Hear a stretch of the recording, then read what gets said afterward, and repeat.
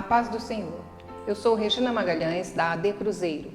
Em continuidade ao projeto de leitura da Bíblia em 60 dias, vamos ler no livro de 1 Coríntios, a partir do capítulo 11. Vamos à leitura de hoje. E louvo-vos, irmãos, porque em tudo vos lembrais de mim e retendes os preceitos como vô-los entreguei. Mas quero que saibais que Cristo é a cabeça de todo varão, e o varão a cabeça da mulher, e Deus a cabeça de Cristo. Todo homem que ora ou profetiza, tendo a cabeça coberta, desonra a sua própria cabeça. Mas toda mulher que ora ou profetiza com a cabeça descoberta, desonra a sua própria cabeça, porque é como se estivesse rapada. Portanto, se a mulher não se cobre com véu, tosquie-se também. Mas, se para a mulher é coisa indecente tosquiar-se ou rapar-se, que ponha o véu. O varão, pois, não deve cobrir a cabeça, porque é a imagem e glória de Deus. Mas a mulher é a glória do varão. Porque o varão não provém da mulher, mas a mulher do varão. Porque também o varão não foi criado por causa da mulher, mas a mulher por causa do varão. Portanto, a mulher deve ter sobre a cabeça sinal de poderio por causa dos anjos. Todavia, nem o varão é sem a mulher, nem a mulher sem o varão no Senhor. Porque, como a mulher provém do varão, assim também o varão provém da mulher, mas tudo vem de Deus. Julgai entre vós mesmo. É decente que a mulher ore a Deus descoberta? Ou não vos ensina a mesma natureza, que é desonra para o varão ter cabelo crescido? Mas ter a mulher cabelo crescido lhe é honroso, porque o cabelo lhe foi dado em lugar de véu. Mas se alguém quiser ser contencioso, nós não temos tal costume, nem as igrejas de Deus. Nisto, porém, que vou dizer-vos, não vos louvo, porquanto vos ajuntais não para melhor, senão para pior. Porque antes de tudo, ouço que quando vos ajuntais na igreja, há entre vós dissensões, e em parte eu creio. E até importa que haja entre vós heresias, para que os que são sinceros se manifestem entre vós. De sorte que, quando vos ajuntais num lugar, não é para comer a ceia do Senhor, porque comendo, cada um toma antecipadamente a sua própria ceia, e assim um tem fome e outro embriaga-se. Não tendes porventura casas para comer e para beber? Ou desprezais a igreja de Deus e envergonhais os que nada têm? Que vos direi? Louvar-vos-ei? Nisso não vos louvo, porque eu recebi do Senhor o que também vos ensinei, que o Senhor Jesus, na noite em que foi traído, tomou o pão, e tendo dado graças o partiu e disse: Tomai, comei, isto é o meu corpo que é partido por vós. Fazei isto em memória de mim. Semelhantemente também, depois de cear, tomou o cálice, dizendo: Este cálice é o novo testamento no meu sangue. Fazei isto todas as vezes que beberdes em memória de mim. Porque todas as vezes que comerdes este pão e beberdes este cálice, anunciais a morte do Senhor até que venha. Portanto, qualquer que comer este pão ou beber o cálice do Senhor indignamente, será culpado do corpo e do sangue do Senhor. Examine-se, pois, o homem a si mesmo, e assim coma deste pão e beba deste cálice. Porque o que come e bebe indignamente, come e bebe para a sua própria condenação, não discernindo o corpo do Senhor. Por causa disso, há entre vós muitos fracos e doentes, e muitos que dormem. Porque se nós nos julgássemos a nós mesmos, não seríamos julgados. Mas quando somos julgados, somos repreendidos pelo Senhor, para não sermos condenados com o mundo. Portanto, meus irmãos, quando vos ajuntais para comer, esperai uns pelos outros. Mas, se algum tiver fome, coma em casa, para que vos não ajunteis para a condenação. Quanto às demais coisas, ordená-las-ei quando for ter convosco. Capítulo 12. Acerca dos dons espirituais, não quero, irmãos, que sejais ignorantes. Vós bem sabeis que éreis gentios, levados aos ídolos mudos, conforme éreis guiados. Portanto, vos quero fazer compreender que ninguém que fala pelo Espírito de Deus diz: Jesus é anátema. E ninguém pode dizer que Jesus é o Senhor, senão pelo Espírito Santo. Ora, há diversidade de dons, mas o Espírito é o mesmo. E há diversidade de ministérios, mas o Senhor é o mesmo. E há diversidades de operações, mas é o mesmo Deus que opera tudo em todos. Mas a manifestação do Espírito é dada a cada um para o que for útil. Porque a um, pelo Espírito, é dada a palavra da sabedoria, e a outro, pelo mesmo Espírito, a palavra da ciência, e a outra, pelo mesmo Espírito, a fé, e a outro, pelo mesmo Espírito, os dons de curar, e a outro, a operação de maravilhas, e a outro, a profecia, e a outro, o dom de discernir os espíritos, e a outro, a variedade de línguas, e a outro, a interpretação das línguas. Mas um só e o mesmo Espírito opera todas essas coisas, repartindo particularmente a cada um como quer. Porque assim como o corpo é um e tem muitos membros, e todos os membros, sendo muitos, são um só corpo, assim é Cristo também.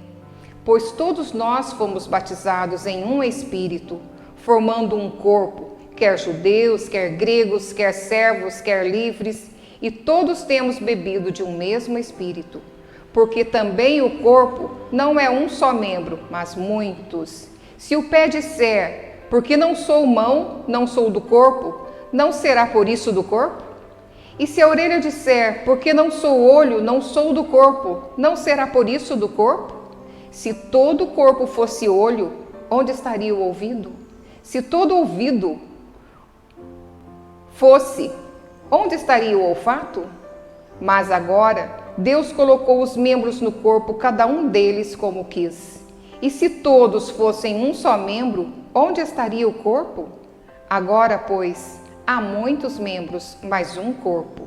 E o olho não pode dizer à mão: não tenho necessidade de ti. Nem ainda a cabeça aos pés: não tenho necessidade de vós. Antes, os membros do corpo que parecem ser os mais fracos são necessários. E os que reputamos serem menos honrosos no corpo, a esses honramos muito mais. E aos que em nós são menos decorosos, damos muito mais honra. Porque os que em nós são mais honestos não têm necessidade disso. Mas Deus assim formou o corpo, dando muito mais honra ao que tinha falta dela. Para que não haja divisão no corpo, mas, antes, tenham os membros igual cuidado uns dos outros. De maneira que, se um membro padece, todos os membros padecem com ele. E se um membro é honrado, todos os membros se regozijam com ele. Ora, vós sois o corpo de Cristo e seus membros em particular. E a uns pôs Deus na igreja, primeiramente apóstolos, segundo lugar profetas, em terceiro doutores, depois milagres, depois dons de curar, socorros, governos, variedades de línguas. Porventura não são todos apóstolos? São todos profetas? São todos doutores? São todos operadores de milagres? Têm todos o dom de curar? Falam todos diversas línguas? Interpretam todos? Portanto, procurai com zelo os melhores dons, e eu vos mostrarei um caminho ainda mais excelente. Capítulo 13.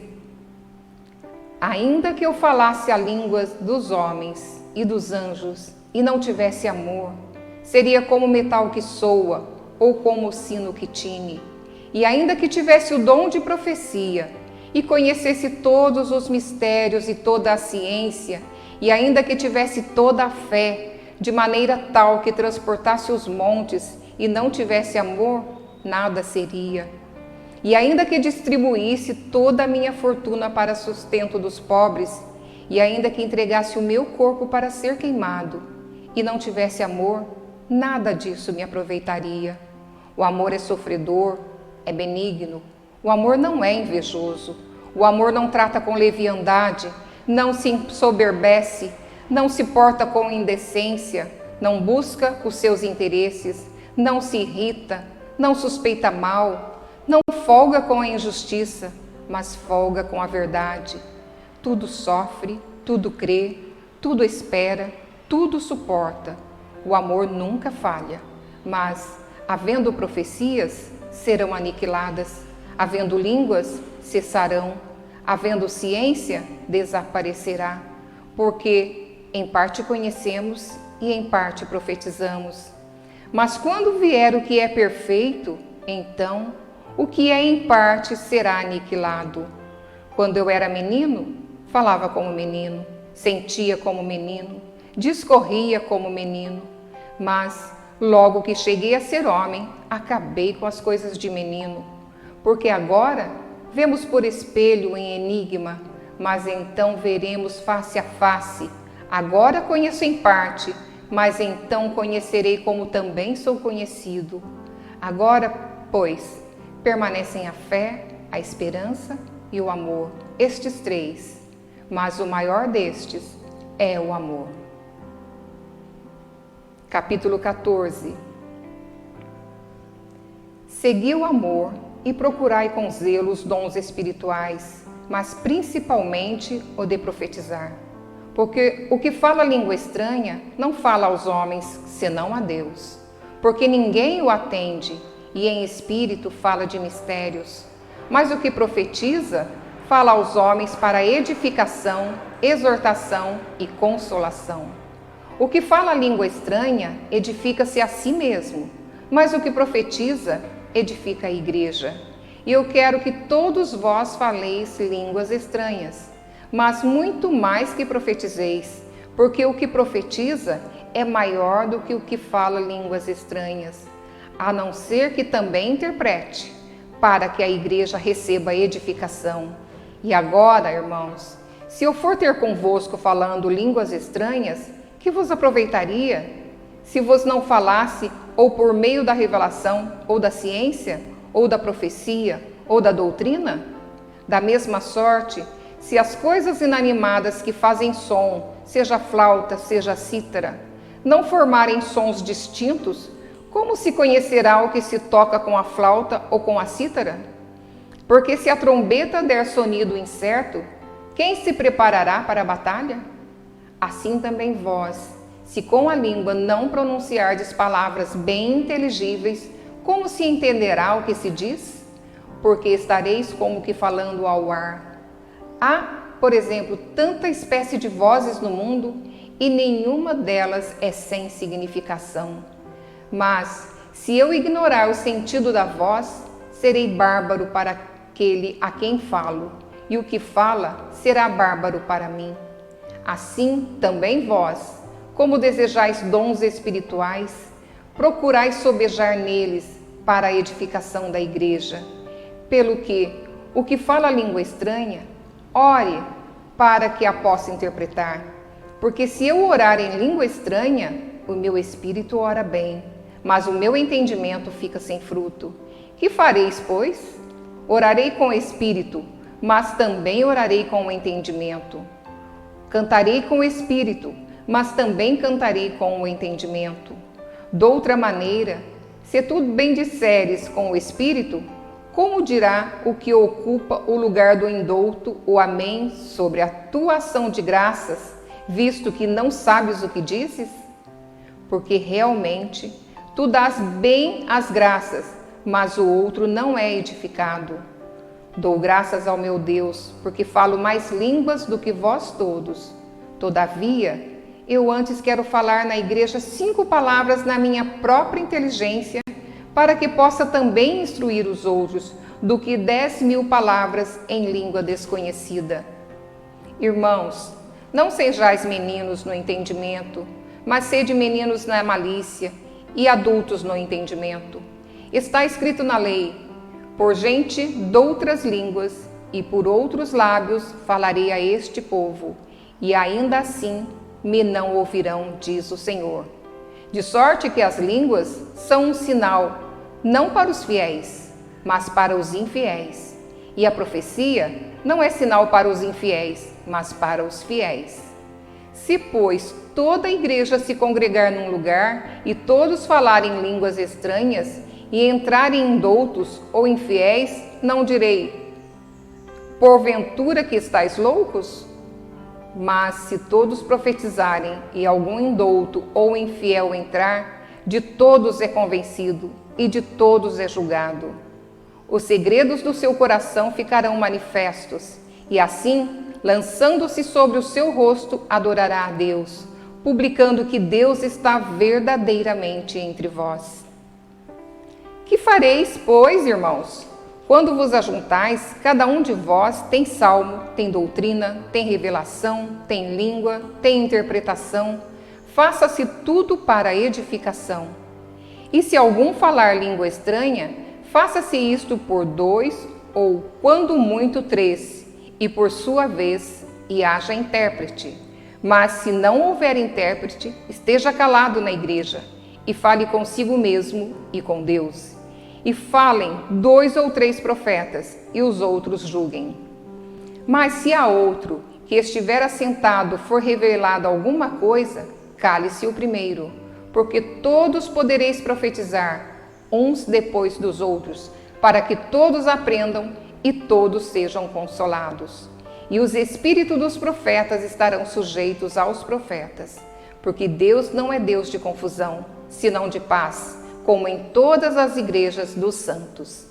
As mulheres estejam caladas nas igrejas, porque lhes não é permitido falar, mas estejam sujeitas, como também ordena a lei. E se querem aprender alguma coisa, interroguem em casa a seus próprios maridos, porque é indecente que as mulheres falem na igreja. Porventura saiu dentre vós a palavra de Deus? Ou veio ela somente para vós?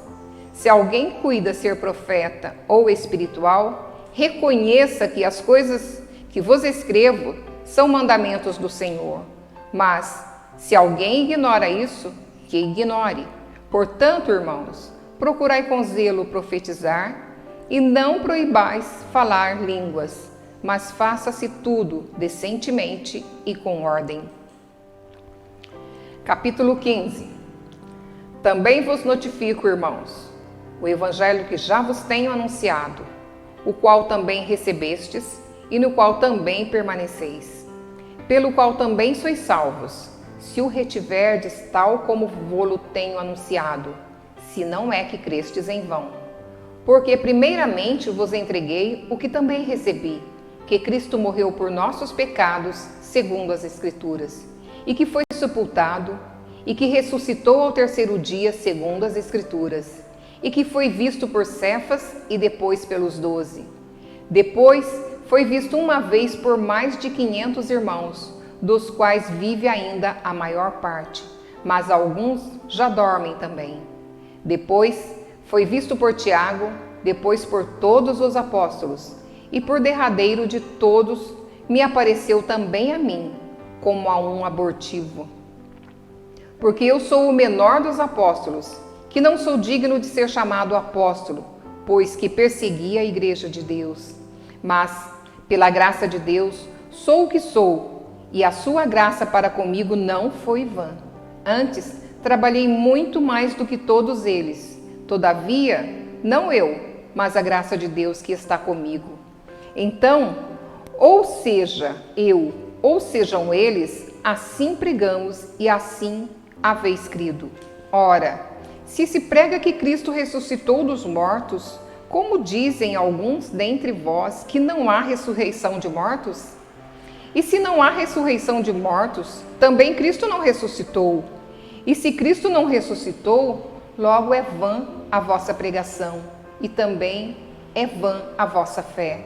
E assim somos também considerados como falsas testemunhas de Deus, pois testificamos de Deus que ressuscitou a Cristo, ao qual, porém, não ressuscitou se, na verdade, os mortos não ressuscitam. Porque, se os mortos não ressuscitam, também Cristo não ressuscitou. E se Cristo não ressuscitou, é vã a vossa fé, e ainda permaneceis nos vossos pecados. e também os que dormiram em Cristo estão perdidos. Se esperamos em Cristo só nesta vida, somos os mais miseráveis de todos os homens. Mas, agora, Cristo ressuscitou dos mortos e foi feito as primícias dos que dormem.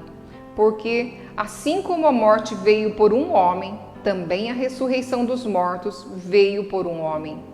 Porque, assim como todos morrem em Adão, assim também todos serão vivificados em Cristo, mas cada um por sua ordem. Cristo, as primícias, depois os que são de Cristo na sua vinda. Depois virá o fim, quando tiver entregado o reino a Deus, ao Pai, e quando houver aniquilado todo o império e toda a potestade e força. Porque convém que reine, e até que haja posto a todos os inimigos debaixo de seus pés. Ora, o último inimigo que há de ser aniquilado é a morte, porque todas as coisas sujeitou debaixo de seus pés. Mas, quando diz que todas as coisas lhe estão sujeitas, claro está que se excetua aquele que sujeitou todas as coisas. E quando todas as coisas lhe estiverem sujeitas, então também o mesmo Filho se sujeitará àquele que todas as coisas lhe sujeitou, para que Deus seja tudo em todos. Doutra maneira, que farão os que se batizam pelos mortos? Se absolutamente os mortos não ressuscitam? Por que se batizam eles, então, pelos mortos? Por que estamos nós também a toda hora em perigo? Eu protesto que cada dia morro gloriando-me em vós, irmãos, por Cristo Jesus nosso Senhor. Se, como homem, combati em Éfeso contra as bestas, que me aproveita isso se os mortos não ressuscitam? Comamos e bebamos, que amanhã morreremos. Não vos enganeis, as más conversas corrompem os bons costumes. Vigiai justamente e não pequeis, porque alguns ainda não têm o conhecimento de Deus. Digo-o para vergonha vossa. Mas alguém dirá: como ressuscitarão os mortos? E com que corpo virão? Insensato! O que tu semeias não é vivificado se primeiro não morrer. E quando semeias, não semeias o corpo que há de nascer, mas o simples grão, como de trigo ou doutra qualquer semente. Mas Deus dá-lhe o corpo como quer, e a cada semente o seu próprio corpo. Nem toda carne é a mesma carne, mas uma é a carne dos homens, e outra a carne dos animais, e outra a dos peixes, e outra a das aves. E há corpos celestes e corpos terrestres, mas uma é a glória dos celestes e outra a dos terrestres. Uma é a glória do sol e outra a glória da lua, e outra a glória das estrelas, porque uma estrela difere em glória de outra estrela. Assim também a ressurreição dos mortos, semeia-se o corpo em corrupção, ressuscitará em incorrupção. Semeia-se em ignomínia, ressuscitará em glória. Semeia-se em fraqueza, ressuscitará com vigor. Semeia-se corpo animal, ressuscitará corpo espiritual. Se há corpo animal, há também corpo espiritual. Assim está também escrito: o primeiro homem, Adão, foi feito em alma vivente, o último, Adão, em espírito vivificante. Mas não é o primeiro o espiritual, senão o animal, depois o espiritual. O primeiro homem da terra é terreno, o segundo homem, o Senhor, é do céu. Qual o terreno, tais são os terrenos, e qual o celestial, tais também os celestiais. E assim, como trouxemos a imagem do terreno, assim traremos também a imagem do celestial. E agora, digo isto, irmãos, que carne e sangue não podem herdar o reino de Deus, nem a corrupção herda a incorrupção. Eis, aqui vos digo um mistério. Na verdade, nem todos dormiremos, mas todos seremos transformados. Num momento, num abrir e fechar de olhos, ante a última trombeta, porque a trombeta soará, e os mortos ressuscitarão incorruptíveis, e nós seremos transformados. Porque convém que isto que é corruptível se revista da incorruptibilidade, e que isto que é mortal se revista da imortalidade. E quando isto que é corruptível se revestir da incorruptibilidade, e isto que é mortal se revestir da imortalidade, então cumprir-se-á a palavra que está escrita: tragada foi a morte na vitória. Onde está, ó morte, o teu aguilhão? Onde está, ó inferno, a tua vitória? Ora, o aguilhão da morte é o pecado, e a força do pecado é a lei. Mas, graças a Deus que nos dá a vida por nosso Senhor Jesus Cristo. Portanto, meus irmãos, sede firmes e constantes, sempre abundantes na obra do Senhor, sabendo que o vosso trabalho não é vão no Senhor. Capítulo 16. Ora, quanto à coleta que se faz para os santos, fazeis vós também o mesmo que ordenei às igrejas da Galácia. No primeiro dia da semana, cada um de vós ponha de parte o que puder ajuntar, conforme a sua prosperidade, para que se não façam as coletas quando eu chegar. E quando tiver chegado, mandarei os que por cartas aprovardes para levar a vossa dádiva a Jerusalém. E se valer a pena que eu também vá, irão comigo. Irei, porém, ter convosco depois de ter passado pela Macedônia, porque tenho que de passar pela Macedônia. E bem pode ser que fique convosco, e passe também o inverno, para que me acompanhe aonde quer que eu for. Porque não vos quero agora ver de passagem, mas espero ficar convosco algum tempo, se o Senhor o permitir. Ficarei, porém, em Éfeso até o Pentecostes, porque uma porta grande e eficaz se me abriu, e há muitos adversários. E se for Timóteo, vede que esteja sem temor convosco, porque trabalha na obra do Senhor, como eu também. Portanto, ninguém o despreze, mas acompanhai-o em paz, para que venha ter comigo, pois o espero com os irmãos. E acerca do irmão Apolo, roguei-lhe muito que fosse com os irmãos ter convosco, mas, na verdade, não teve vontade de ir agora. Irá, porém, quando lhe ofereça boa ocasião. Vigiai, estai firmes na fé, portai-vos varonilmente e fortalecei-vos. Todas as vossas coisas sejam feitas com amor. Agora vos rogo, irmãos, sabei que a família de Estéfanas é as primícias da Acaia e que se tem dedicado ao ministério dos santos. Que também vos sujeiteis aos tais e a todo aquele que auxilia na obra e trabalha. Folgo, porém, com a vinda de Estéfanas e de Fortunato e de Acaico, porque estes supriram o que da vossa parte me faltava, porque recriaram o meu espírito e o vosso. Reconhecei, pois, aos tais.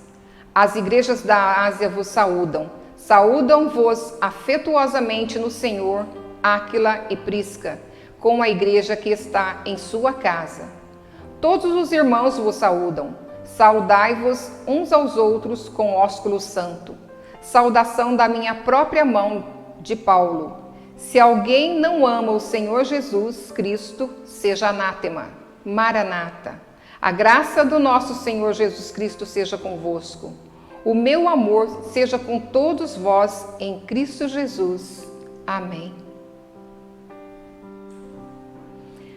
Concluímos mais um trecho da leitura da Bíblia em 60 dias. Não esqueça de registrar a sua participação, clicando no link que deixamos aqui nos comentários e também na descrição do vídeo. Acompanhe as demais leituras para lermos juntos a Bíblia em 60 dias. Fique com Deus. A paz do Senhor.